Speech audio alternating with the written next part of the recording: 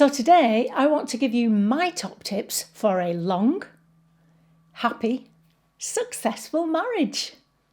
Hi, my name's Christine L. Conroy. Welcome to Happy Stuff and Fluff, a channel for women who are getting happy, living longer and growing younger. And an especially warm welcome to my new subscribers. I am beyond delighted to have you here.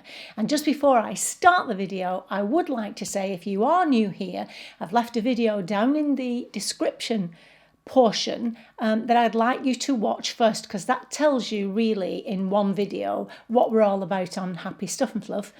And also, if there is anything that you feel that is holding you back, I mean something specific, that is holding you back from being your best self or for becoming the happy person that you ought to be, please let me know, and if I can help or do a video on the subject and help in any way I can, I would only be happy to do that. Okay, so it's a bit of a departure for me today. I'm kind of slipping this in the middle of the programme, if you like, because on the 30th of January, which is just a few days ago now, Mr. Kitchen and I celebrated our ruby wedding anniversary. I know.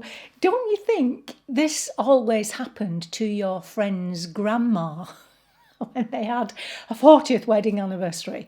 I remember asking my sister once when she'd been married 10 years, how on earth do you stay married for 10 years? And here I am in the blink of an eye, having been married for 40 years. It is unbelievable. So I thought I would talk about, because lots of people ask me when I say how long we've been married, what's your secret? I don't honestly believe there is a secret. I believe there's a lot of luck involved, but there's also a lot of hard work involved. It is work, there's no questions about that. And now I know lots of videos talk about secrets to a happy marriage, and I could talk about things like respect for each other and not taking each other for granted and all of those kinds of things, but they're all things that you've heard before. And when I was thinking about our particular relationship, because of course that's all I can really comment on, I wanted to suggest or offer something to you that you may not have thought of or that you may like to try yourself. And so I'm just going to give you six of those and hope that they help. What I would also like to ask you is if you would put in the comments box below one or two things that you think have helped you in your relationship. That would really help, and then we can all share and give us lots more ideas on how to keep our relationships happy. Obviously, you know, in terms of positive psychology, the quality of your relationships is right up at the top in terms of your happiness. And so we need to keep our relationships strong and healthy. And so then let's get on to my tips for a long and happy marriage. Well, the first one is don't leave. Someone I asked a question to, how come you've had such a long marriage? And her answer was, well, I just never left. And although I think that's very funny, there is another side to that, in fact, because I think, and it ties in with something else I'm going to say later on, I think it is being able to recognise that that you may be going through a particular rough patch and not to just leave.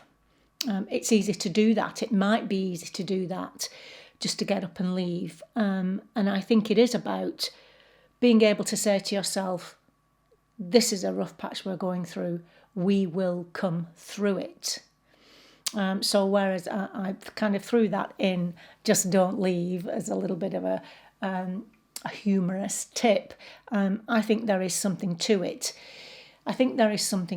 Although on the other hand, of course, I don't believe in staying for staying's sake. That's something I must also say to you, but that's a whole nother video.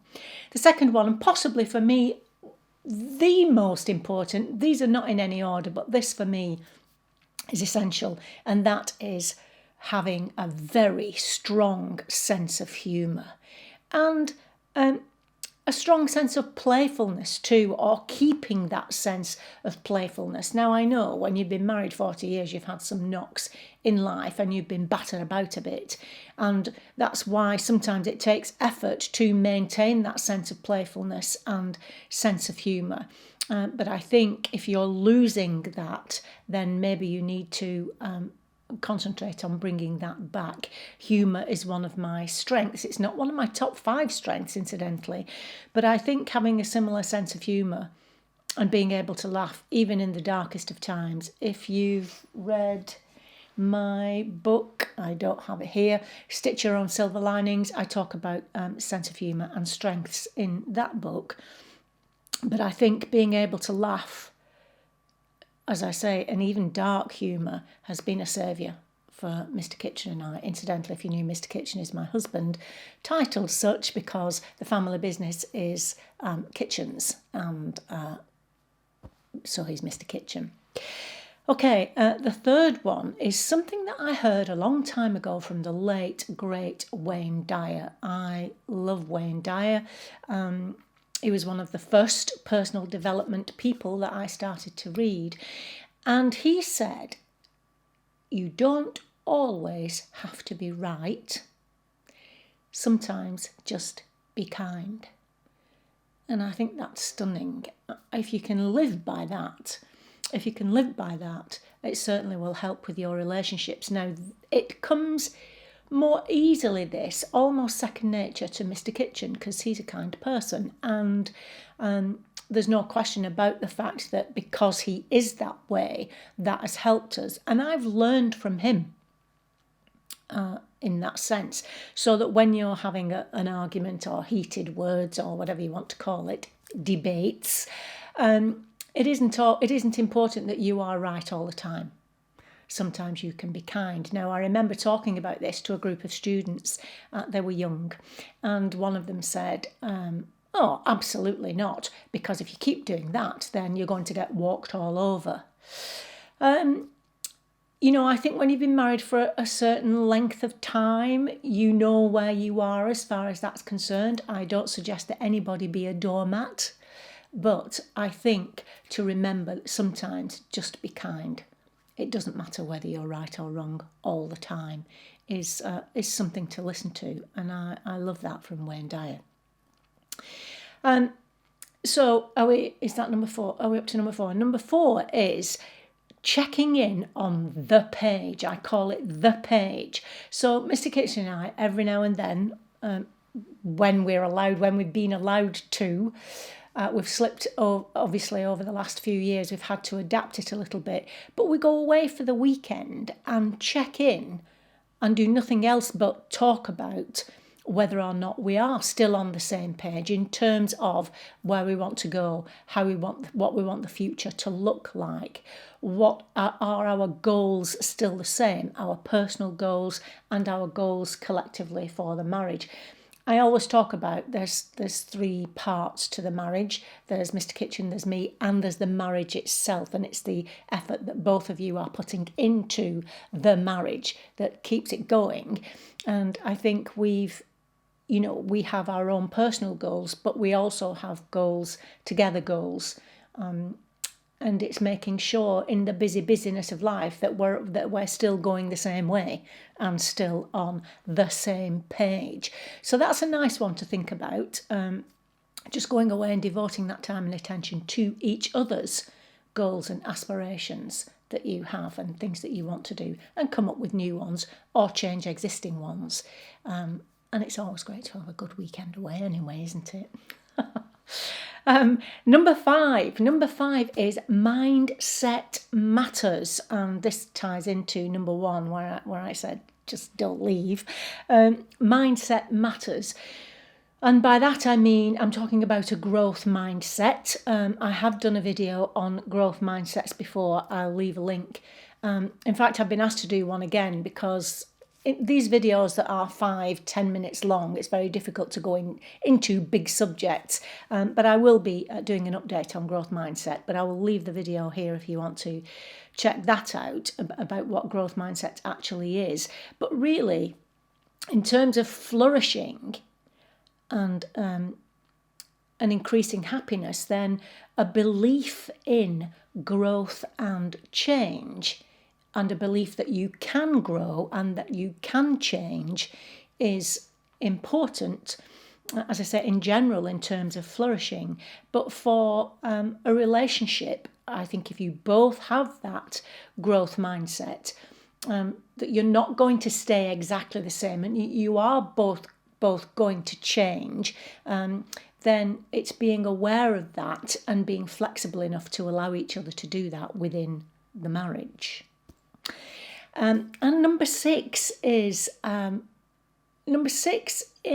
one of my top strengths, and it's being curious. And I say this because it's about staying interested and therefore being interesting. So it's about keeping your own interest. It's about keeping an interest in the world and an interest in what each other is doing. And curiosity, I think is the key to that. It's also about trying new things. I have videos on trying new things, and of course T is the T in the Conroy concept, trying new things to keep you interested and keep your relationship alive. I tell the story about, in Stitch Your Own Silver Linings, about, I'd say it's probably about when our children, we had 3 children, that time, and we worked together, but we did separate jobs, and so very often we wouldn't see each other all day, but occasionally we would say, let's meet up for lunch. So we would meet at a local in the village pub, if you like, for lunch. So we would go meet up, have lunch, and then go back on with our days. And we used to frequent this place quite a lot and got to know the landlady there. And one day she said to me, she said, you know, when you first started to come in here, we all thought you were having an affair. I was, really? What on earth gave you that impression?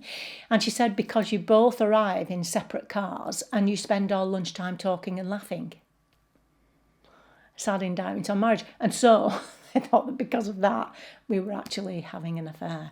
But that's what I mean about staying interested and not being that couple who sits having dinner in a restaurant and not speaking at all, or not having anything to say to each other. Because as I say in the book, actually, boredom is the death knell to any relationship. So I think being curious and staying interested is important. So there you go. Those are 6 things. Of course, there's lots of other things, as I've said, but those 6 things are things that are possibly peculiar to our relationship, that we do, consciously do, in order to keep our relationship fresh and fun. And as I've said to you, I think fun is perhaps the most important. I would be very interested for you to comment and tell me what you think keeps your relationship alive, as I say, and then that will help us all. Okay, so once again, thank you very much to all of you who have recently subscribed. I'm overjoyed. I want to get to know you. You can come over to the community tab and tell us all about you, where you are in the world, what you do. And as I say, if there's anything you'd like me to cover on this channel, then please just say so. And if I can, I surely will.